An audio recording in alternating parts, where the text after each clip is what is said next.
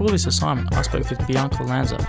She's a production manager at Clemenjet. You're an advertising and media company who deal with the marketing and advertising needs of major clients within Australia. I first asked her what her position as a production manager actually is and some of the responsibilities involved.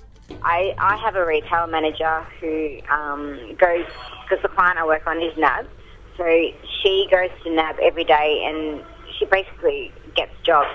So the clients will brief her, she comes back and briefs me, and then I'll get artwork together, and according to what the client briefs, or according to what the client wants done. So let's say there's a poster or something and the client wants the headline to be, a lot bigger than what it currently is.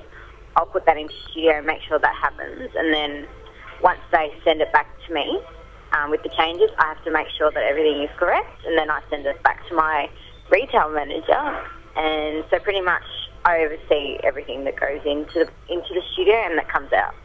What do you believe are necessary skills or criteria for this role? You definitely need to have some sort of advertising experience.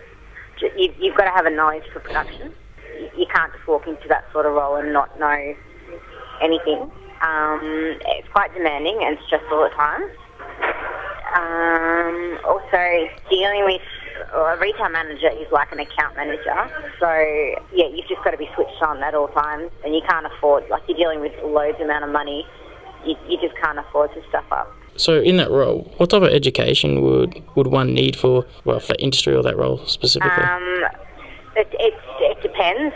If you're aiming for my position, I actually just completed an advertising taste course, or a marketing or business course to get into that industry. Depending on if you're going for an account management role, a business course would be fine, or a marketing degree, or even a TAFE course that has got to do with business, marketing or advertising would be suitable. Whereas if you're going into the studio or a creative side, usually something like a degree in creative advertising or even an advanced diploma in business advertising is fine.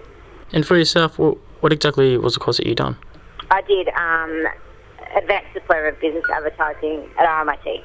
And do you feel as though you use those skills that you learnt throughout your course in your everyday? Yeah, well, I actually only had one production subject, and everything that we learnt in there is definitely relevant to what I'm actually doing today.